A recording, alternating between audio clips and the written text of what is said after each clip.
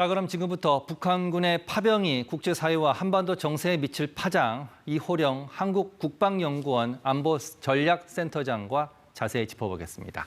자, 어서 오십시오. 네. 예. 자, 미국과 나토가 다소 늦었지만 북한군의 러시아 파병을 공식 확인했습니다. 러시아는 지금 계속 부인하고 있는데 자, 이쯤 되면 북한군이 러시아에 있다는 사실 이제 좀 인정해야 되지 않겠습니까? 그렇죠. 이미 우리가 국정원에서 그 보고를 한 자료에 의해서도 지금 1,500명이 1차적으로 들어가고 그다음에 2차, 3차 계속해서 들어갈 거고 12,000명까지 들어갈 거다라고 이야기를 했고 우크라이나에서도 나온 얘기를 보면은 지금 뭐 6,000명 해서 12,000명이 될 것이다라고 이야기를 했고 지금 들어간 규모가 3,000명이다라고 미국이랑 나토가 보고한 자료를 보면 거의 지금 내용들이 다 비슷한 거죠. 일치하고 있는 것 같습니다. 그러한 측면에서 이제 러시아 입장에서는 이게 이제 파병이다.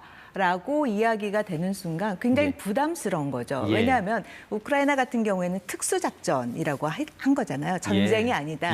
특수작전이다. 그런데 제3국 개입을 막고 왔던 상태에서 북한이라는 제3국을 초대하는 꼴이 되기 때문에 결국에는 러시아 입장에서는 계속해서 부인을 하는 상황이라고 볼 수가 있겠죠. 자, 그러면 지금 말씀하신 대로 러시아에게 불리하기 때문에 계속 부인을 하고 있는 전략을 쓰는 건데 우리한테는 또 한국에 개입하면 가혹하게 대응할 것이라고 했습니다. 어떤 경고 메시지입니까?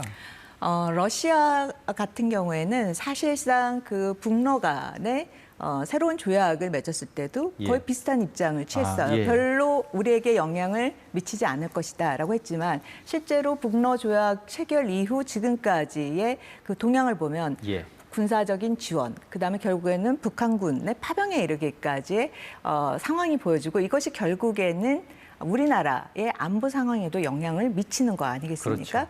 결국에는 우리 안보에 영향을 미치기 때문에 태도의 변화는 러시아가 바꿔야 되는 거지 우리에게 이렇게 협박할 상황은 아니라고 봐야겠죠. 지금까지 나온 정보를 종합하면 3,000명이 러시아 군사훈련시설에서 훈련을 받았습니다. 그리고 오늘 나온 보도에 따르면 2,000명이 이미 러시아 서부로 이동했다고 지금 되어 있는데 그러면 러시아 전장 지금 전쟁이 벌어지고 있는 곳에 배치된다는 거죠? 어떻게 보십니까? 그렇죠. 지금 우크라이나가 러시아 땅을 어떻게 보면 공격한 쿠르스크 지역에 배치될 가능성이 높다. 지금 이 쿠르스크 지역에서는 러시아가 지금 우크라이나와 그 부분을 이제 다시 탈환을 하기 위한 우크라이나가 지금 진격해서 지금 넘어간 상태잖아요. 그래서 그 탈환을 하는 작업 중에 과정 중에 지금 보면 러시아 병사들이 15,000에서 지금 2만 명 정도가 사망을 했어요. 그래서 계속해서 사상자가 속출되어지고 있는 지역이기 때문에 여기에 투입될 가능성이 가장 높다라고 봐야겠죠. 자, 그러면 궁금해집니다. 자, 12월쯤이 되면 파병 규모가 10,000명이 넘을 것이다. 국정원의 얘기입니다. 10,000명 정도면 러시아 입장에서 우크라이나에 타격을 줄 정도가 된다고 보는 겁니까? 여기에 대해서 좀 두 가지 정도를 생각해 볼 필요가 있는데요.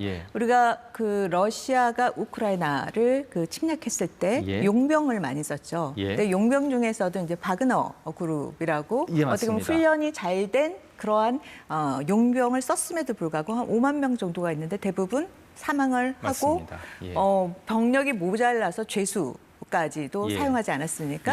이제 그렇기 때문에 지금 10,000명 정도가 투입이 된다고 해서 러시아 전선에 큰 영향은 없을 거다. 왜냐하면 훈련 수준이나 이런 거를 비교해 보더라도 높지 않을 거다라는 거죠. 자, 근데 오늘 굉장히 흥미로운 보도가 하나 나왔습니다. 북한이 보낸 병사들이 대부분 10대 후반에서 20대 초반의 초짜 병력이다. 이런 보도인데 이게 만약 사실이라면 이건 어떤 의미입니까? 지금 보면 두 가지 정도를 생각해 볼 수가 있는데요. 그 지금 10대 후반에서 20대 초반이면 이제 북한이 징집 군대 갈 그렇죠. 군대 갈 나이인 거죠. 그 군대를 갈 그 나이에 해당되는 그 병사들에게 지금 러시아를 보낸다라는 거를 알리고 이 그 북한 병을 보냈을까에 대한 의문이 든다라는 거죠. 보통 파병이라 하면 자기네 군복을 입고 그쪽이 전장 지역이라는 걸 인식한 상태에서 가는 거잖아요.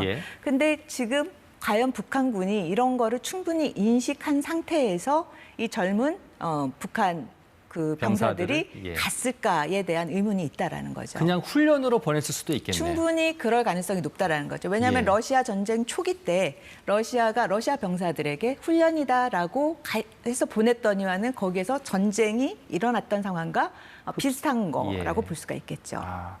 그렇다면 자, 북한군도 사망할 수 있지 않겠습니까? 그렇죠. 자, 김정은 입장에서는 상당히 부담이 될 텐데 그런데도 이게 파병을 결정한 속내는 뭘까요? 일단 어떻게 보면은 북한 입장에서는 큰 트랩에 갇혔다라고 생각이 들어요. 지금 보면은 북한이 러시아와 조약을 지금 동맹 조약을 맺었을 때 이 동맹 조약을 맺고 있었던 러시아 상황이 이미 전쟁을 하고 있는 상황이었잖아요. 전쟁을 하고 있는 상황에서 조약을 맺었고 또 지금 보면은 하원에서의 비준이 생각보다 다음 달에 비준이 될 거라고 했는데 지금 빠르게 됐죠. 비준이 됐죠. 이런 건 결국에는 북한을 빨리 끌어들인다. 라고 생각이 듭니다. 발을 뺄 수 없게끔 러시아가 만들고 그런 상황에서 러시아는 계속해서 아니다라고 이제 주장을 하고 있는 상황이라고 봐야겠죠. 자, 러시아와 전쟁 중인 우크라이나, 북한군의 투항을 촉구하는 영상을 한국어로 제작해 배포하고 나섰습니다. 내용 잠시 듣고 오겠습니다. 수용소의 전쟁 포로들은 별도의 수면 공간을 갖춘 크고 따뜻하고 밝은 방에 수용됩니다. 수용소의 전쟁 포로들은 하루 3끼의 식사를 받으며 식단에는 고기, 신선한 야채, 빵이 포함됩니다. 자, 한마디로 하루 3끼 준다. 고기하고 빵 줄 테니까 북한군은 투항하라. 이렇게 지금 홍보 전략을 쓰고 있는데 이게 북한군의 마음을 좀 흔들까요? 동요가 되겠습니까? 앞서서 말씀드렸듯이 정말 거기가 전쟁터로 가고 내가 그 전쟁터에 가는데 충분한 돈을 받고 내가 선택을 했느냐 아니면 모르고 간 상태에서 이러한 전쟁 상황을 맞닥뜨리느냐에 따라서 저러한 영상에 관련돼서 북한군은 충분히 흔들릴 수 있다라고 봐야겠죠. 자, 지금 북한군의 러시아 파병에 대해서 국제사회가 규탄하고 있는데 중국은 조용합니다. 오늘 이렇게 얘기했습니다. 관련 상황을 알지 못한다. 중국이 말을 아끼는 속내는 뭘까요? 중국도 너무나 잘 알고 있겠죠. 평양에 대사관이 있는데 모를 리는 없다라고 보여집니다. 그럼에도 불구하고 어떻게 보면 굉장히 말을 아끼고 있는 상태는 지금의 이러한 상황이 중국에게 지금 유리하게 작동할 건지 불리하게 작동할 건지 속내가 굉장히 복잡하다라는 거죠. 계산이 어렵다라는 거죠. 지금 단기적으로 봤을 때는 중국이 대북 영향력이 굉장히 줄어드는 그런 상황일 수가 있는데 이게 만약 중장기적으로 우크라이나 전쟁이 소모전으로 가게 된다면 상대적으로 또 중국에게 또 기회가 올 수가 있는 거죠. 그런 측면에서 굉장히 상황을 주시하면서 말을 아끼는 상황이라고 봐야겠죠. 마지막으로 질문 하나만 더 드리겠습니다. 오늘 윤석열 대통령이 이렇게 얘기했습니다. 북한군의 활동에 따라서 우크라이나의 살상무기 지원도 유연하게 검토하겠다. 어떻게 좀 받아들여야 할까요?